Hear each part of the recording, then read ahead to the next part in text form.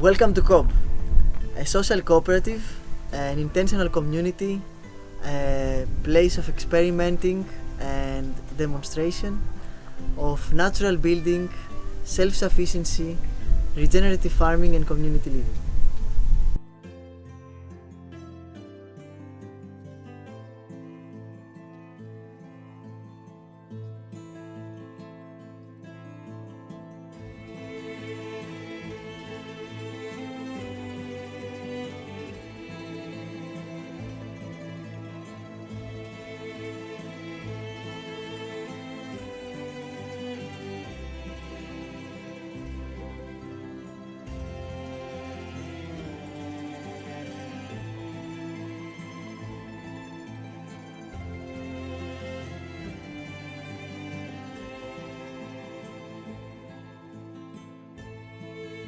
This farm counts around 20 years old, a bit more, and it started from,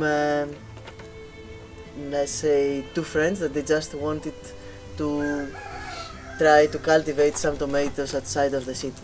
So it started such as a project in the free time, but then at some point the interest started going towards natural building. Reading some books and visiting some places that they had. Behind me is the first house that was built as an experiment, just to see how you can do a very cheap house and with local materials and natural materials with your bare hands and some tools, but not machines. So this house was built by the COB technique, using clay that is abundant in this field, with straw and sand, in 6 months, only in the afternoons, by these two guys. So it was an experiment and it was quite successful. It has many different nice techniques inside, like earthen floor, like insulation from wool, and also the bioclimatic architecture inside is working as well. After building this house, they decided that it's a very nice thing to take it outside also and remind people how it was to build houses like this, and not only with these materials but also with people, from the people for the people, like they were doing before. So in a village, when a young couple wants to build the houses, all of the village goes and builds it with them. So this was the concept, how it started on this farm, and that's how it was also named COB Farm. Also about the pink house. The pink house was one of the next houses that was built here, and it was built with a school and children, this part of the house, and it is built with technique that it was actually very widely used in Greece too. It's called the waddle dob, chatmas in Greek, and it's actually the technique of canes like this, and then applying cob or mud, straw and sand on top. The peculiarity with this building was that we had the roof as a green roof, and it was actually working as the plants homeostasis. They were breathing the plants in, so they were regulating their temperature, and they were actually regulating the temperature of the house itself. So because everything was experimental and done with very minimal material, recycled, upcycled, we had to take it down after many years, but it's a technique that is working and functioning. It had one of the best temperatures inside the farm. Down here also we'll go and see the cellar, which is underground, and it was actually a hole where we took and dug the soil out to build the first house. And then after we built the pink house on the top. There we can store our root vegetables and also many of our products. We want them to last a bit longer. This is quite recent, but this is how our tour is going space-wise. This is an expo that we did for showing our products, but it was also part of a workshop, because this is how we are actually learning people how to build. We're just finding things that we have to build for people to build something. So in this case we just also showed people in a small scale how to make a green roof. This is doing exactly what we said about for the pink house.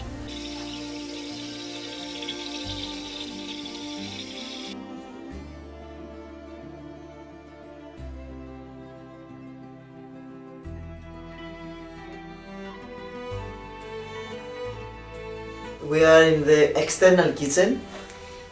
This is where we are actually cooking during the summer, so that we don't raise the temperatures inside the houses.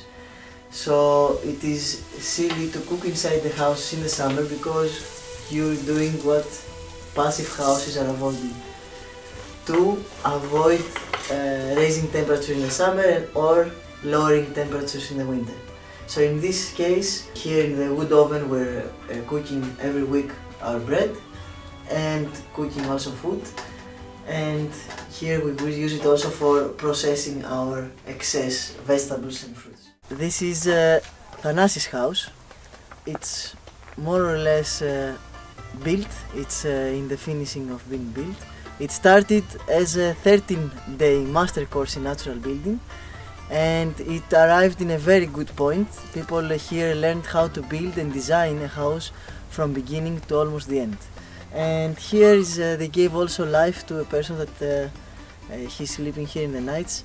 One of the 8 people that is living here, it's a semi-underground house, which is the third one in this farm, and has a very good behavior in terms of temperature, as the cellar does, because underground there is a constant temperature of 18 degrees.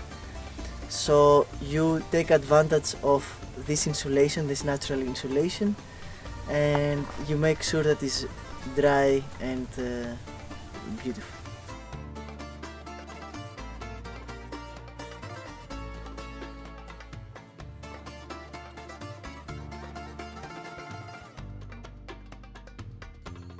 This is another underground house. This is the Grumpy's house, because of Jerome. Jerome and Mara are living here, and this is the second underground house. It is integrated with the first ever underground house, and now it's very beautiful, curved by Jerome the builder. This is, as you can see, a caravan, a simple caravan that we had in our property, so we had to bring it here for another person, Lou, that she came to stay also and live here. And because the insulation material is not so good, we decided to first cover it with a planted roof again, which will not only work as insulation, but you will be able to go up and have a very beautiful view of Olympus and Kisanos. This is the dome. The dome is actually was also built in a workshop, just trying out a different technique this time. This technique was proposed when the serious wave of refugees was arriving in Greece, and UN was asking, let's say, for proposals of sustainable and economic housing for them. After many interviews with them and visits, which was very good as an example, this house was proposing to solve a big issue on waste in Lesbos, which was clothes. The biggest offer in refugee camps were clothes, and they had more than they need. So this house is actually built with clothes. It's a geodesical dome in its structure, like P hexagons. You can imagine it placed all very precisely, that they distribute all of the weight onto the ground, so it doesn't have a roof. After putting insulation like wool, it is just covered with clothes, rags, just putting lime and creating a wall like this, and then just plaster.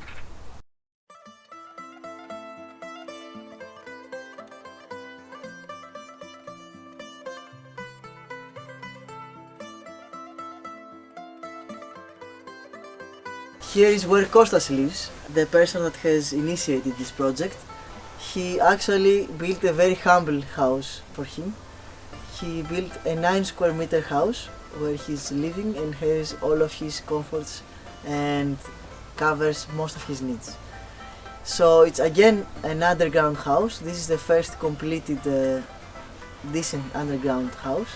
It has a very good behavior in temperature wise. Again, we had to think of a workshop to do for the farm. We made a yard going around of this house, and this yard was a demonstration of all these different techniques that we're talking about. So first one, you can see the earth bags, how they are from inside, which most of our benches inside our house or beds are being built of. Next, you can see our waterland daub or chatmas that we're talking also about, and this house is also built out. Next, you can see straw clay, which is another material, another technique where the northern part of the Earthhouse is built. Then you can see the rugs or clothes in lime that the dome also was built. Then we have the adobe bricks, which is also the southern part of the red house. And then we have the rammed earth, which a big part of the China's wall was built.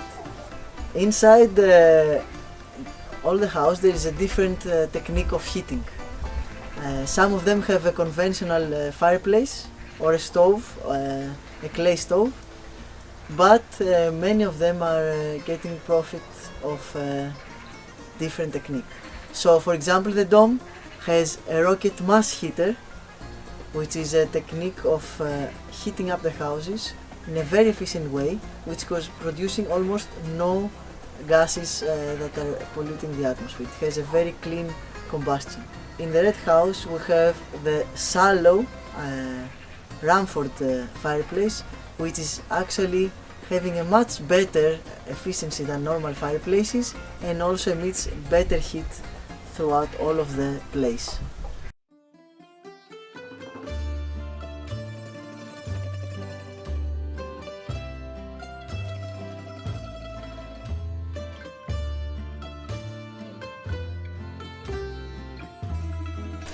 So this one is the red house, a house that was designed along with the students of the Architectural University of Thessaly, and is the most properly bioclimatic design building of this place.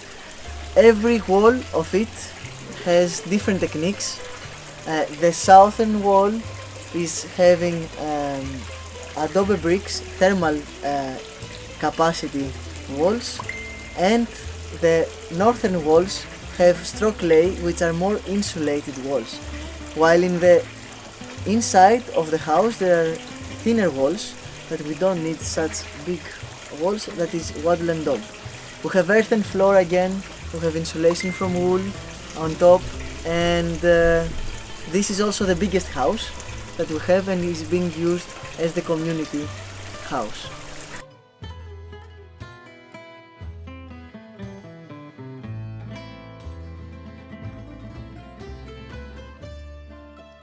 Again, we had to do a workshop, so we have to invent something to build for the farm. So this is a sauna, kind of, or a hammam, where, because we're not using it that much, we converted it into a mushroom growing place. Considering that here we're in Thessaly and it's quite plain, we am standing on this mount because it is lack of design since the beginning. As we said, we started wanting to change more things than natural building here. 3 years ago or 4 years ago we did again a permaculture design, retrofitting what it was already existing here. One of these was to capture every single drop of water that would fall on this place. Apart from the soil and the plants, we had the roofs and different other infrastructure. So, but because our inclination doesn't help for moving it with piping systems, somehow, some way, we had to make bridges in order that and hide them creatively, so that water would pass and going to the directions and the tanks we wanted. Okay, so this is one of our very nice achievements, like experiments that we did and we were so happy about. It is these reed beds, so called. This is biological filtration system using actually plants to filter our grey water. We could do it even with black water, but we have other means of using our black waste, as we're going to say later. So there is no waste for us, because what is waste? Waste, as permaculture says, is a product that doesn't find a need. So here we're trying to find all the needs that meet the products and the other way around. Here we dug all this by hand, because no machine is fitting inside here. This you have to take in mind when you don't do a permaculture design since the beginning. And so we had to dig many cubic meters of soil, like everything else that you see around here. And we filtered it with the impermeable membrane and gravel and other material that would stop and filter some of these heavy metals or other nutrients that would be otherwise harmful in a big quantity in our water, and also using primarily the microbes that live in the reeds roots inside to do the same work. After it's being followed by a biochar filter, and then it goes to our tanks with our rainwater, where we are from there water irrigating our gardens.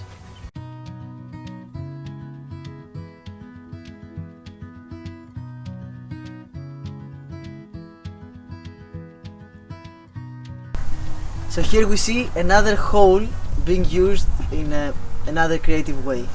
What used to be a problem in this farm, just a hole in the middle, that clay was taken to build the Earthhouse, it was being transformed into a natural pond. We wanted to try out how you can actually purify water again, only with plants, where you can actually swim in during the hot, very hot days in the summer. So, okay, it is not the best season to look at the pond right now. It's all dry, it's winter, but normally it's full of colors with water lilies, fish swimming inside, different flowers and colors around, which all of these elements are playing a specific role for this ecosystem. Although when we built actually this pond, it was not so long ago, it was 3 years ago, it was only plants and some fish that they are eating mosquitoes. When we filled up this pond, life started moving here. An open tank of water is essential to life. It's giving life and biodiversity to everything around it. So what it happened that one after the other, life started coming inside here, inviting. So the bees would come and drink water on top of the water lilies. Dragonflies would come here and also on them eating mosquitoes and other harmful insects. Then we would have a problem with frogs directly. Too many frogs that would be overwhelming the system with nutrients. We didn't want this, but we couldn't do so many things about it. But then nature responded, and then water snakes came in and they regulated the population of them. And also owls came to this system and started hunting frogs and other harmful insects and mice that we had problem with. So you see that just by adding one element of life, it attracts many different others.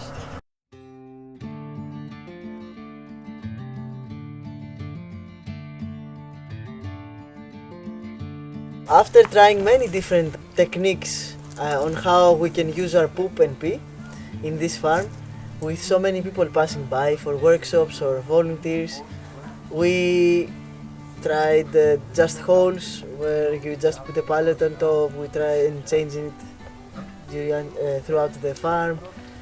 many different techniques, buckets, whatever, we found out that this is maybe the best that we could choose and try. So this one is actually a compost toilet where it is comprised from two different departments. This one that we are here now and another one from the back. So each one of the departments have a 2 cubic meter of storage below them and 2 toilets where the poo goes directly down. The pee is getting separated and goes either to the Greywatersytem, the reed beds, or we harvest it directly and we dilute it with water to the trees. And with the help of the worms that they naturally came there and we added more, they are making and composting the poop in a very short time. We have calculated with the amount of people that we have here, it will take around 1 year to fill up this place. Then we close it and we move forward to the other department, and then for another year we use the other one. So this one stays for another year here to decompose and become a very nice compost that we use for our trees, and if someone is brave, he can do it also for the garden, or they can pass it even from another composting, hot composting. Yes, here again we see the permaculture principle of that there is no waste, there are just products that don't meet needs. So these are very precious materials that we can make use of. And what's the good thing with the system is that after here you just don't have to dig, you don't have to bend, you can just take out the poop, the compost in the end, very easy.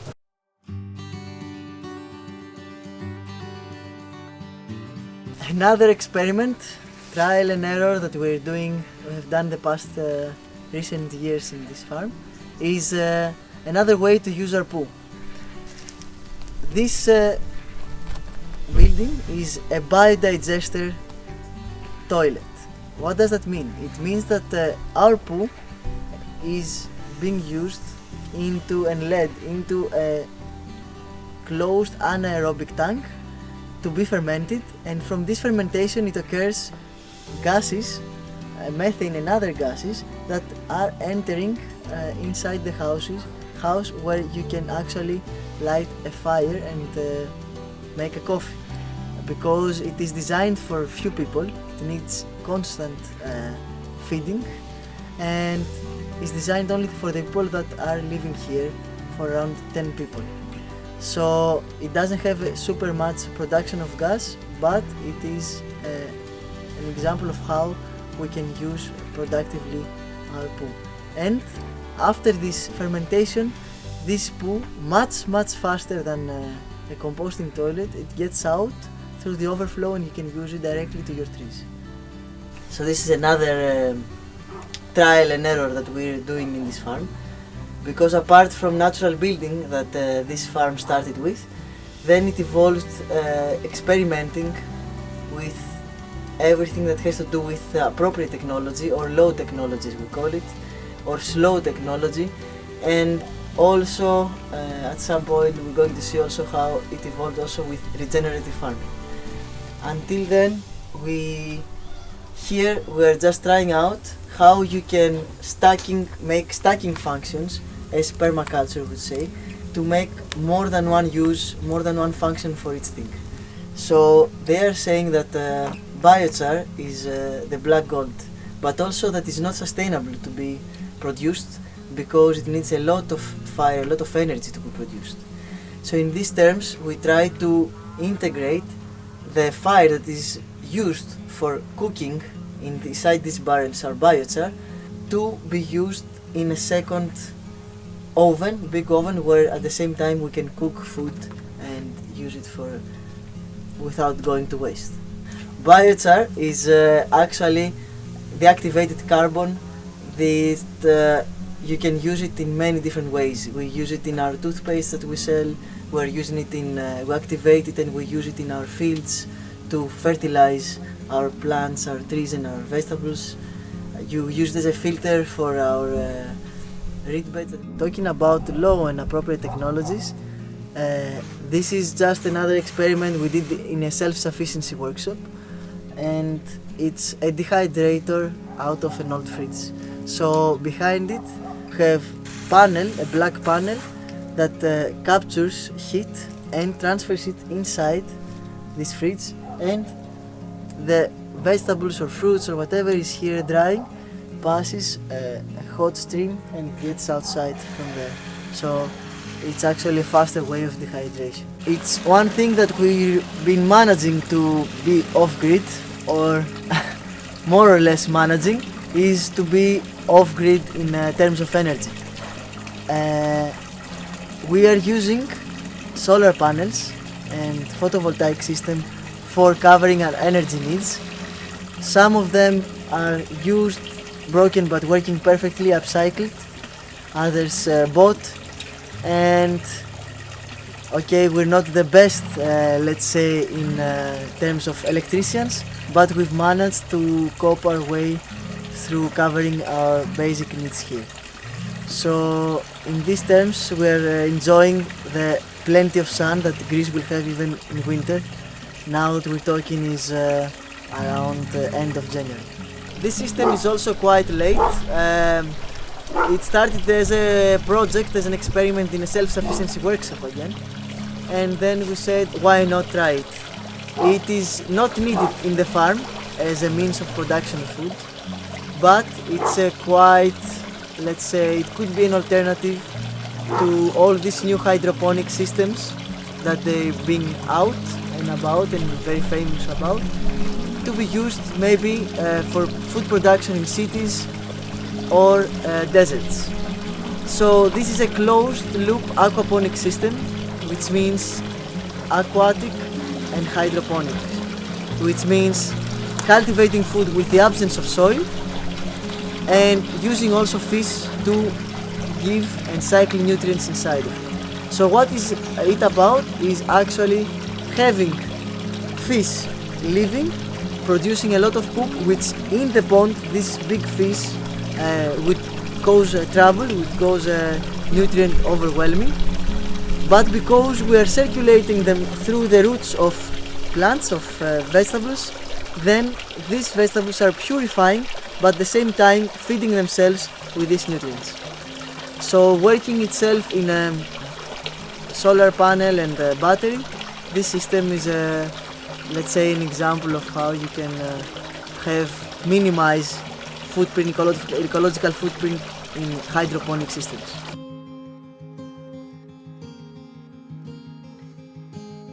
This is part of the new land that we bought recently, again 4 years ago.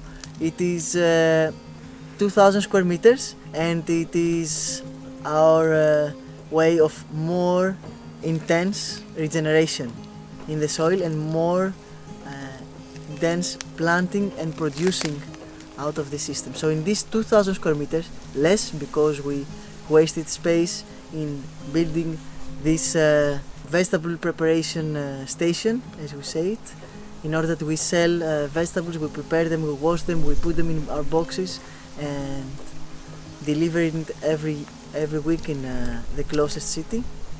This is IFORA, this is called IFORA, the Syntropic agroforestry system. It's a hybridization between the classic permaculture food forests and the Syntropic technique of Ernst Goetz. So here we have a very dense planting of maybe trees every 30 centimeters, while in our neighbor we would have 10 times less the species and the plants inputted here. And it actually was made as an effort to be a proposal for the farmers in the region. But later we realized that this cannot be such a proposal for people that have no hands or even workers to work with, because it's an intensive system, management system, which is actually for me the fastest regenerative agricultural system that uses no machinery, if you want to, a lot of labor, but very quick results. This food forest, this agroforestry, you see, is built in 3 years, only exactly 3 years from now. Now you cannot see it again in full growth, but you can imagine that how fast the system has evolved. Since the time zero, we have been cultivating vegetables in between, and this has created an income and also forming a part of our client list, a different form of relationship between consumers and producers. We have created a CSA, as we called it, Community Supported Agriculture. Every week we will have our vegetables and fruits and other processed goodies and put into baskets into families that they will know that every week they will take one basket that will have a variety of different seasonal vegetables and fruits inside. And these people sometimes come from here and harvest them on their own. Some others we're making events for showing them how to process them, for example making a tomato sauce or something like this. We have many things to improve. It's again trial and error, and it's one of the systems in Mediterranean running alongside with very few at the moment.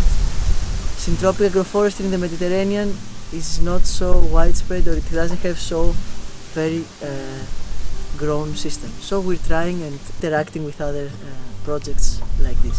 This is a very recent plot where we've started experimenting in a new way with agroforestry and regenerative farming. It is, let's say, 10,000 square meter almond plot. We bought it 1 year ago and had already young almonds inside. And what we did is that with the help of our friends in Southern Lights to fund and plant this agroforest, like transform this almond orchard into an agroforestry. So here the plan is actually to integrate more nut species, but also other fruits that they can be processed as dry and contain more layers in the dimensions of a canopy layer, along with many other support species that will fix nitrogen and will shade more this very degraded soil, and they will, apart from produce more and more organic matter and regenerate the soil and the biodiversity around,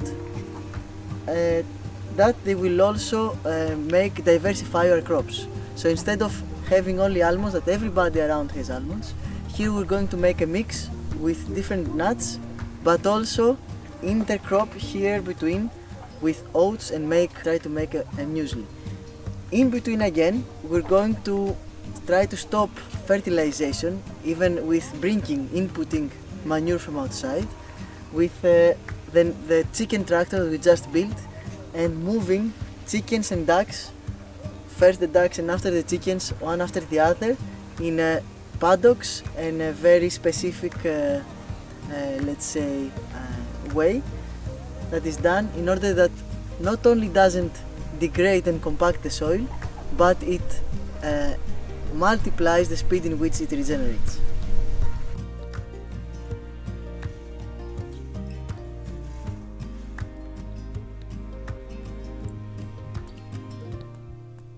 We also built this greenhouse nursery to produce our own plants, because we tend to experiment a lot with plants too.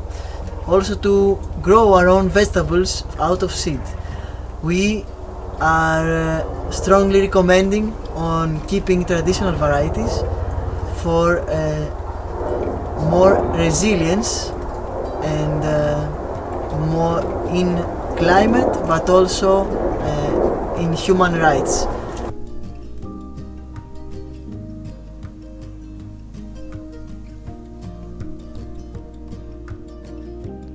This is one of our latest, let's say, experiments. It is a greenhouse because we had the need of cultivating also during winter, and here winter gets quite harsh until -9. which doesn't permit us for some months or 1 month or two to cultivate vegetables. And because we also decided that we're also selling and that we feed all of the community and also workshops, we need food all year round. So this greenhouse, what is nice with it is the upcycling part, which we took down 1,000 square meter greenhouse from a place nearby with this kind of wood, and from this wood we have built around 4 houses, external kitchens, outdoors, another greenhouse, and we're still building and using it. We're also producing our own compost for cultivating our vegetables, but also for our trees. So this compost is a hot compost piles that we're teaching them during workshops, or we're doing them on our own, and we're trying to create heaps of them so that we insert every time to feed our vegetables, because vegetables are a very demanding species. A very demanding species of nutrients which we have to feed it well so that it is healthy and it doesn't need constant care and pest management. The earthworms are actually our friends. They're living always under the soil, and they are turning our kitchen waste in very, very nutritious, humus, deep organic soil. Apart from creating a very nice soil, they're also giving a byproduct of the worm pea, as we say it, and it's very nutritious for spraying it or watering the garden with it.